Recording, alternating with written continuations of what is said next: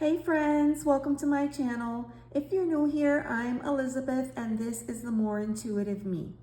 I'm a tarot reader and your companion on the path of self-discovery. Let's flip some cards and dive into the magic.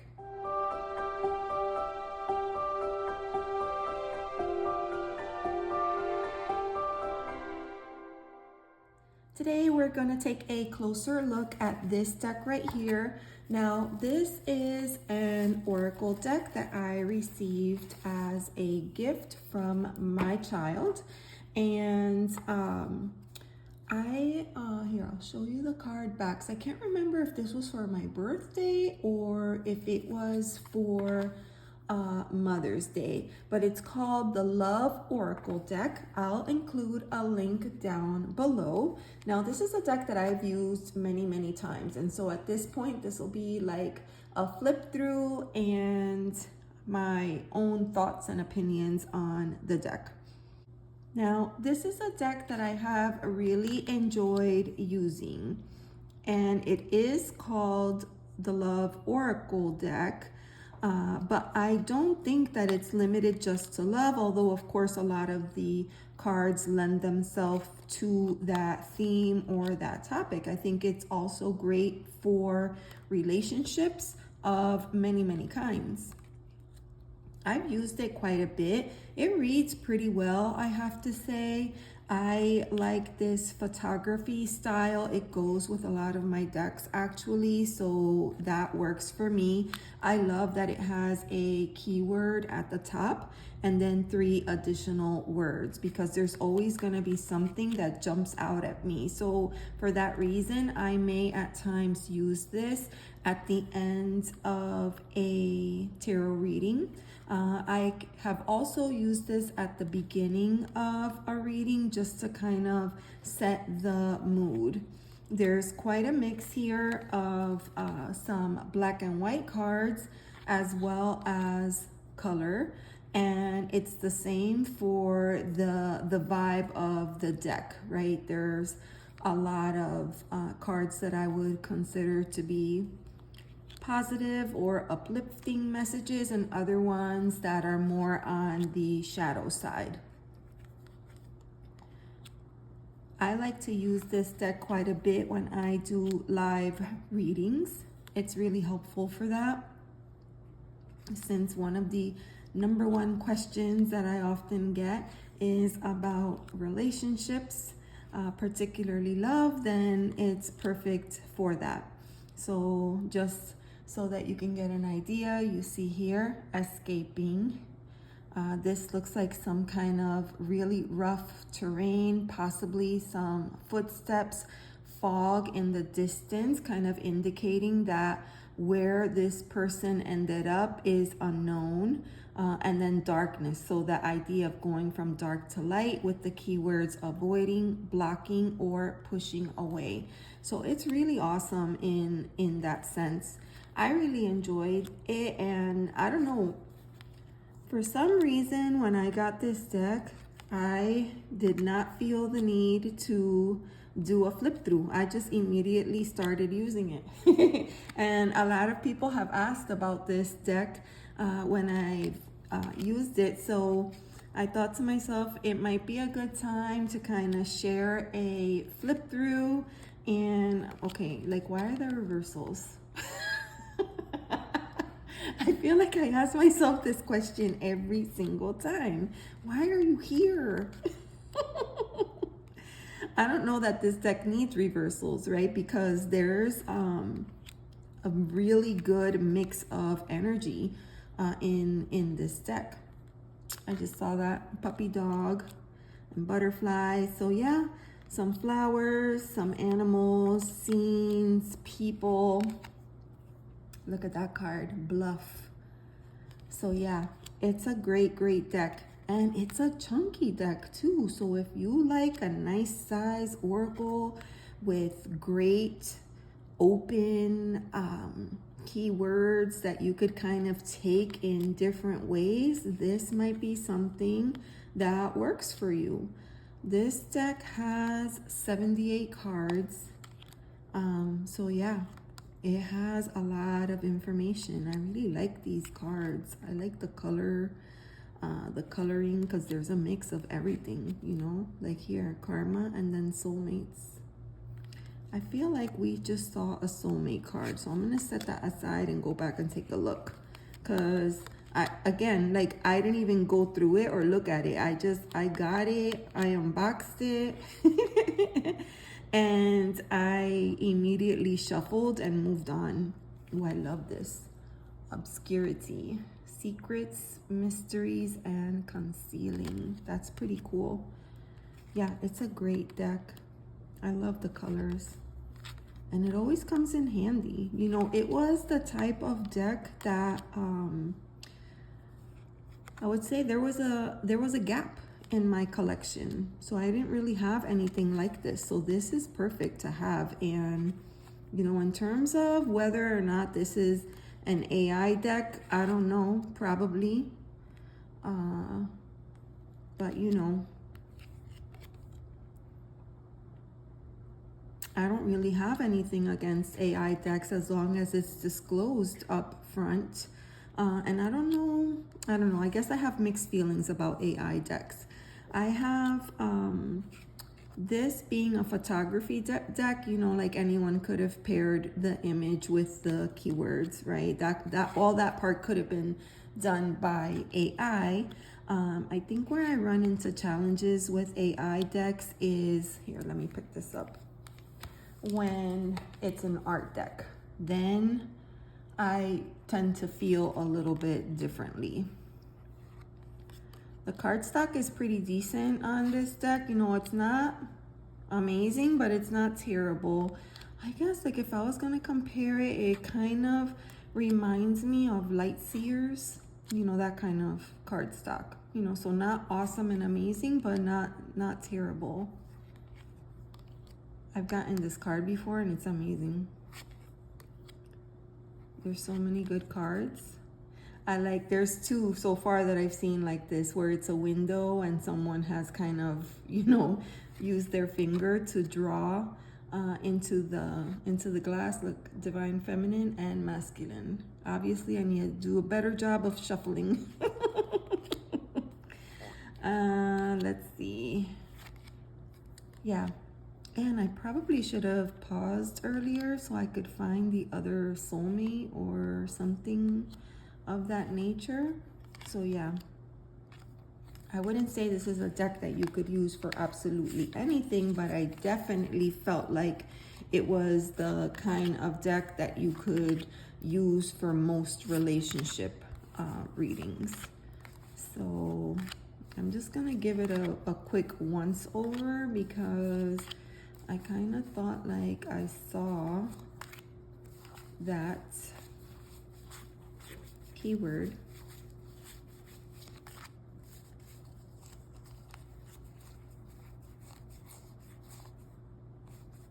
There's a lot of good keywords in here. I'm just like reading them again. Like, there's good ones. Okay, I feel like I already passed the point and I didn't see it. So maybe I'm seeing things. I thought it was in there.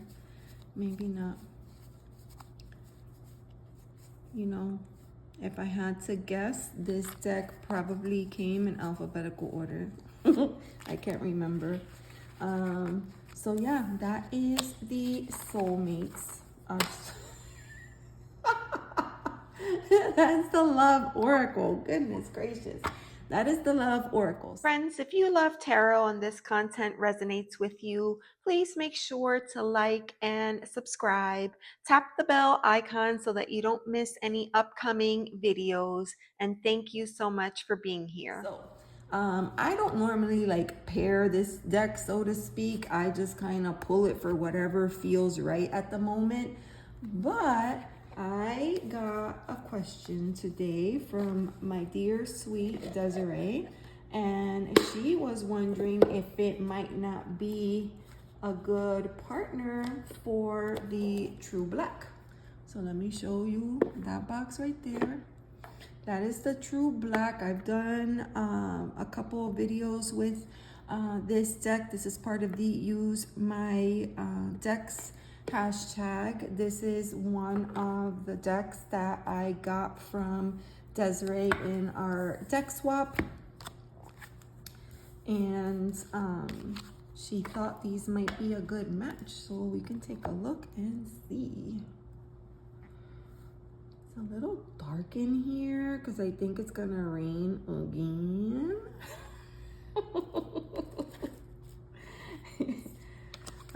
Florida living. All right, so let's see. We have the queen of, I'm gonna guess, wands, maybe. I don't know, maybe Queen of Wands or Queen of Swords. It's hard for me to tell because I'm not that familiar with this deck. With realization. So, okay, hold on. Let's keep going. All right, so here's the ace. There's a feather, so I'm going to say that that is the Ace of Swords. With boundaries, drawing the line, enough. Ooh, so see, if you're a person like me that doesn't use reversals, if you were doing something like this, you don't need reversals. This is going to tell you what you need to know about this. Let's see. Oh, my word. Look at that. All right, so this is IX. That is 9. Card number 9. Whoa.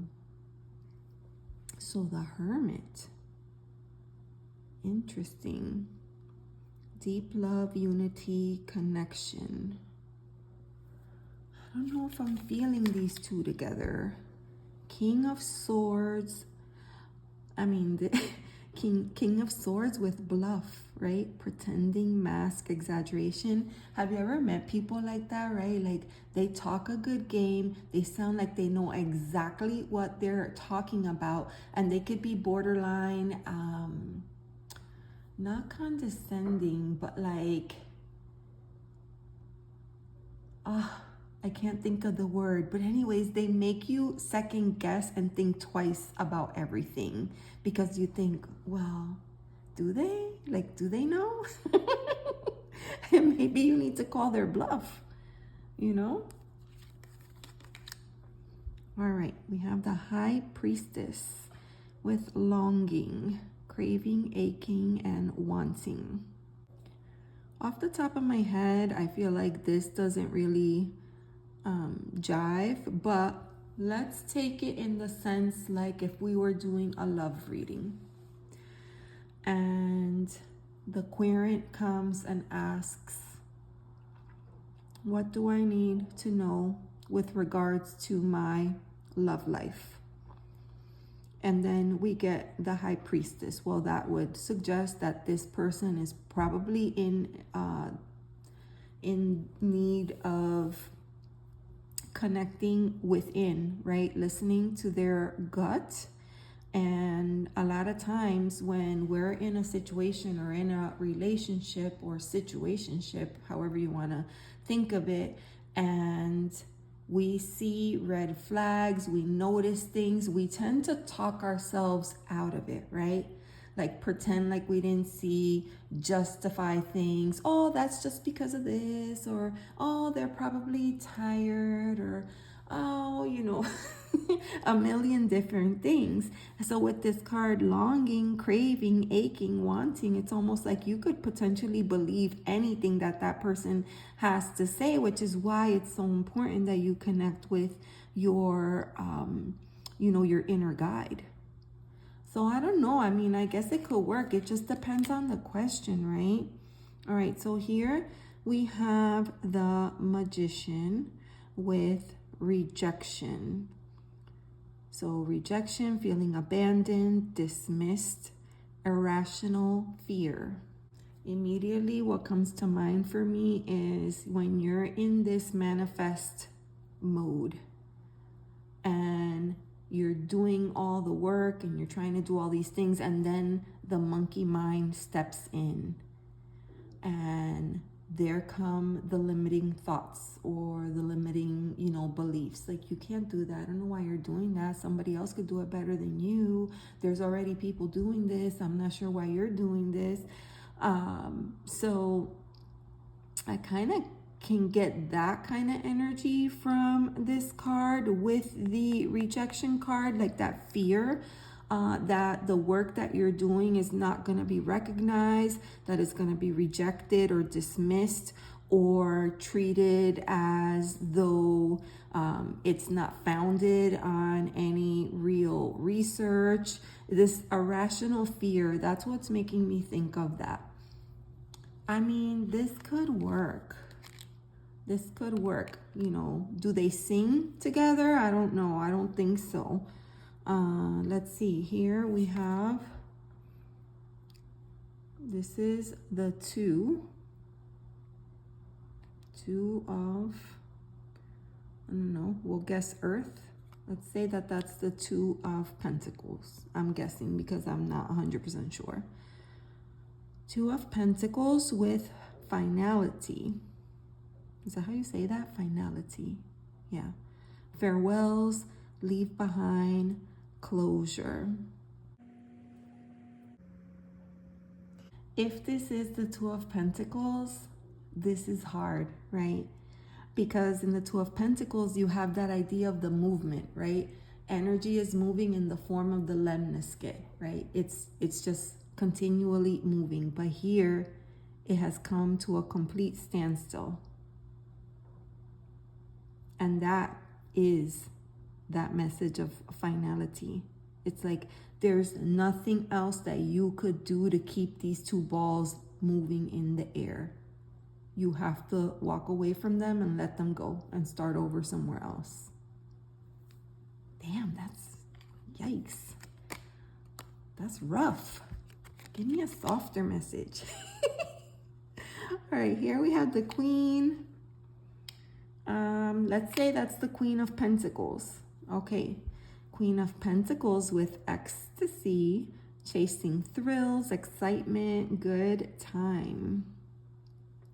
This Queen of Pentacles energy, I don't know, maybe it could be that it's Queen of Pentacles in reverse, or maybe it could be telling you, if you've been in this energy for too long, it might be time, because this kind of feels like a little bit of devil energy here. So it could be an invitation to break out of your routine just a little bit and add a little bit of fun, change it up and do something different. You need to invite a little bit more of a good time, some more excitement, something different, something that is going to, I don't know, infuse you with a little bit of ecstasy. That could be the case. Okay, this is the two. Well, if the other one was Two of Pentacles, oh no, is this 2 or 11? That's alright, I've totally messed up with this deck. Oh my God. Okay, let's say that this is the 11. Let's say that this is the Justice card. Bringing things back into balance with this card of spying. Oh my gosh, social network, information, ways. I like that because that seems like so evasive, but so true, right? How you know? I got my ways. I got my ways. Don't worry about how I know. I just know. Wow, that's funny. All right, one more. What is this? This is the Hanged Man. Okay, so we have the Hangman with thinking, missing you, craving, desiring.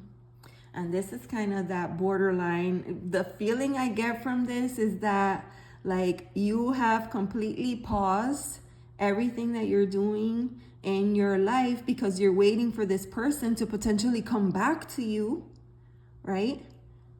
And you're sitting in this energy like, I miss you so much, I wish you would come back, I miss this, I miss that, the smell of your hair, the feel of your the feel of your skin, like I miss how they used to do this and I miss how they used to do that.